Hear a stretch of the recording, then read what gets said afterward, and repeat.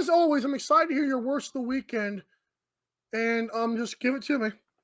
All right. Well, my worst of the weekend is very simple. It is your bracket. All of your brackets. Boo! All of our brackets are just in shambles.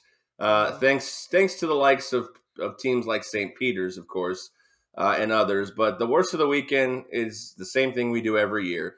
Is after the first weekend, we look at our brackets and we see those scratch right through half the teams in the field that we picked. I have. I know we're going to talk about it here in the third segment, but I have officially 7 out of the Sweet 16 teams and 5 of the Elite 8 teams. But all my Final Four teams are still intact. You are beating me with the Final Four teams. My worst of the weekend, and I thought I'd do a 5 seconds of silence here. Everyone knew the dork on ESPN named John Clayton. He would always Love be that dude. the cool reporter who, like, this Mhm. guy's got big ears. He's not a good looking dude, but he was just so cool. They even had like some commercial of This Is Sports Center where he's like the just Slayer commercial. Yes. yeah, like where he's takes off his shirt, like and he's just like It was a Velcro suit, and he was like, shh. And then he was like, I don't mean to take. No, go ahead. you're eating Japanese food with rock. He's like, oh, what, mom? Yeah, And Mom, then- I'm done with my job or whatever it is. It's fantastic. right. So And apparently, his ponytail. right. So apparently, Seattle. I didn't realize that that's where he was originally grew up doing. And apparently, he had gone back to Seattle and then died of a sudden illness in the last couple of weeks. And he finally caught up with him. He's 67 years old. He passed away. Absolute legend on TV. Just one of those reporters, you're like, dang, dude, that was a cool guy. Just, and you feel like you knew him. One of those guys you feel like you know. So I want to give 5 seconds for John Clayton. Just a legend for me growing up. I know that. Cool dude. Yeah, I know one of the big things in social when social media was first kind of on the rise was you saw a lot of people were taking pictures with John Clayton at some of these various concerts and didn't realize you're right. Like this nerdy, dorky guy is actually like a huge like metal rock fan, and he's really down to Is that earth. true? Yeah, all that stuff is I didn't true. know I don't know about the living with his mom thing, but Right. the other stuff is true. He was a big rock guy, a big Slayer guy, and Wow. when you got to know him through social media, which obviously wasn't, was attached to his job, but kind of gave him a chance to express himself. You really realize he developed such a cult following, and it's sad to see such a guy like that, just nice guy. I mean, I don't know him personally, He but seems like a cool dude. he really never had anything to say negatively about the players or anybody on his segments. He just always just reported the news, and you took it however you want. And yeah, I mean, obviously never met John Clayton, but he's just an awesome dude, and I'm sure that the entire staff at ESPN and wherever else he's been is reeling the loss of a good guy. So even the Seahawks shouted him out on Twitter. That was awesome to see too. Yeah, John Clayton, good dude. I know he hadn't been around a lot lately regarding that. I know he had some issues, but yeah, the world lost a real good guy.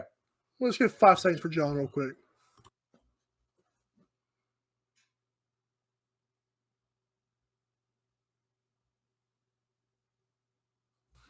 My stupid hair almost ruined that for me. Aaron, what is your best of the weekend? All right, so my best of the weekend is we have a repeat champion in the PGA. It's not a common occurrence, but Sam Burns repeats as the Valspar champion in a playoff over a guy named Davis Riley, who's an up-and-coming potential star beast on the Corn Ferry last year. Considered taking him. I wish I would have. In last week's picks. I know that's easy to say now, but I really did consider him. He had 151 odds. But anyways, Sam Burns was ultimately the winner. I had him a week too early as well. I had him in the players, and he goes and wins the Valspar. But congratulations, repeat champion. Sam Burns wins the Valspar 2 years in a row. That's awesome to hear. My best of the weekend is I had to pull it up here. So, I forgot until now. I'm good now. So LeBron James got to second all-time regular season scoring. He passed Karl Malone in another loss to the Lakers. They led by 14 with 3 minutes left against the Wizards and just could not close the deal. it's so frustrating watching this team because you know that when they're on it, they are good, but when they're not focused, they're just losing to bad teams that they shouldn't.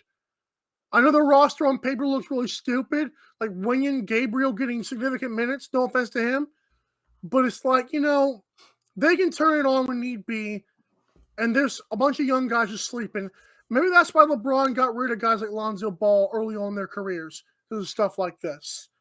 Obviously Lonzo Ball's better now, but back then you see why they kind of wanted the veteran guys.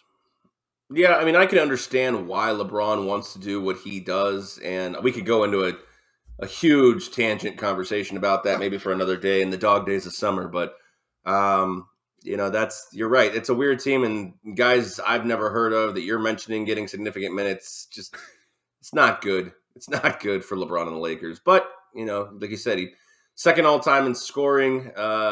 It's unfortunate because you look at some of these front page of like Fox Sports and ESPN, and it's the wrong time to really pass Karl Malone because he's like a little blip on the side of the screen passing Karl Malone with everything with going on with Deshaun Baker, March Madness, so many other things. And I mean, literally, I'm looking at the ESPN site right now, and LeBron's a blip on the right corner of the page of passing Karl Malone.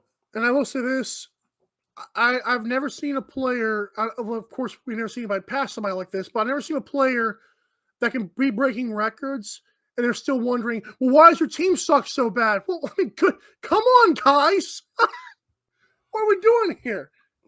Yeah, I mean, Shows you how great he is. you can break records and have a team that's less than stellar. That those two things All don't right. have to be exclusive of each other.